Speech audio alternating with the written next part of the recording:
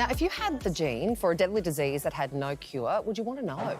Well, when journalist Renée Brack lost her father to Alzheimer's disease, she decided to find out, and her search for answers is the subject of her new documentary, Ticketyboo. Have a look. I wouldn't do it. I wouldn't do it. I would not get tested. I'd rather not know. What are your thoughts for me doing the tests? I have my doubts that they are of benefit. You would be emitting radiation after this. They stick a needle into my spine and take a whopping 10 millilitres of fluid out. What am I doing? What the hell am I doing to myself? Wow, yeah. And Renée's in the studio with us now. Renée, you are a very brave person. We knew this because you famously played Russian roulette with Chopper Read. What was that like? Well, I wasn't willing. Yeah.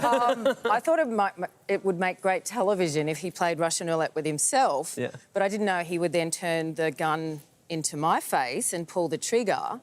And I'm still smiling when the gun goes off because I didn't expect him to do it. Right. So it's not really brave. It was more just one of those accidental situations you find yourself in. Yeah, wow. Well, I tell you what is brave is making this documentary. Was this scarier than that?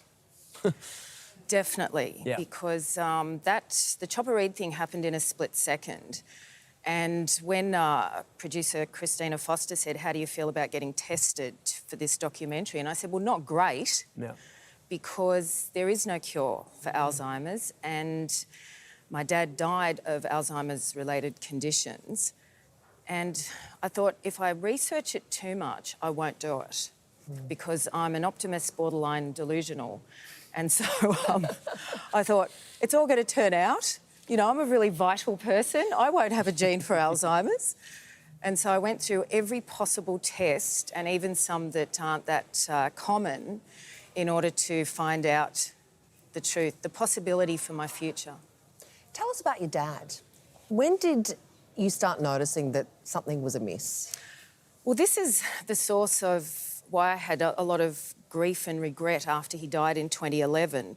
Because in 2006, he decided to go to the dentist, and instead he walked all the way from Manly to Barrenjoey Lighthouse to the edge of a cliff. So he was tested the next day, and he had very advanced Alzheimer's in 2006. Wow. And you know the old saying that you can't change the past? Yes, you can, because as soon as I had found out his diagnosis, I long-lensed back and I thought, I can see signs back to 1993, so that's 13 years, clues that I missed. And so it changed everything. And what were those clues? His art changed, right? His art changed a lot because he was a very proud precision oil painter that did realism. And I was a crazy surrealist abstract artist, but we really loved the difference in each other's style. And then he started to move into more impressionistic watercolours. And then it became crayons on parchment. So it was a very gradual but very distinctive change. But there were some incredible moments that I saw very differently, like when I went to visit him and he had headphones on and he said, you've got to listen to this is incredible. And so I couldn't hear anything. And then he listened again. He said, no, it's there. And I listened again, and then he got frustrated with me and said, they're butterfly wings, can't you hear them?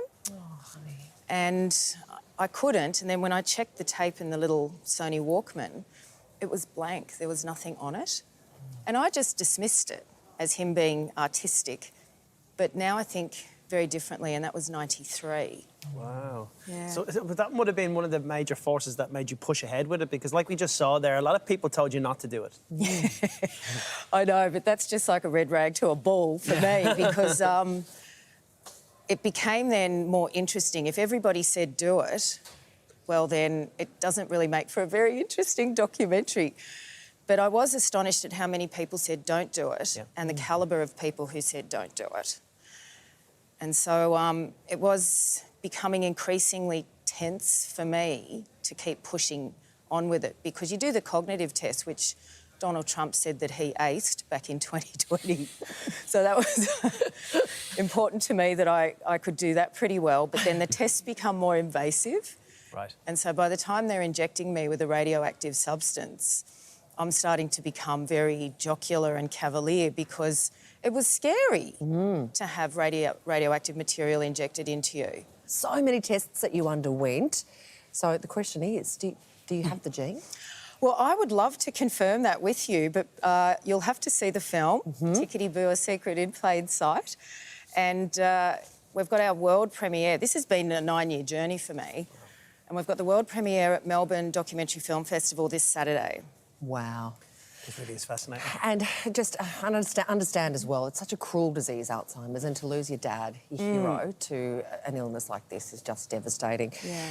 Tickets to Ticketyboo, however, can be purchased now. It's happening in Melbourne, the show. Tickets are available at cinemanova.com.au, or you can head to ticketyboofilm.org to learn more. Renee, you are so brave. Thanks for coming in to chat. Thank you, Appreciate you're your great. time. Thank you.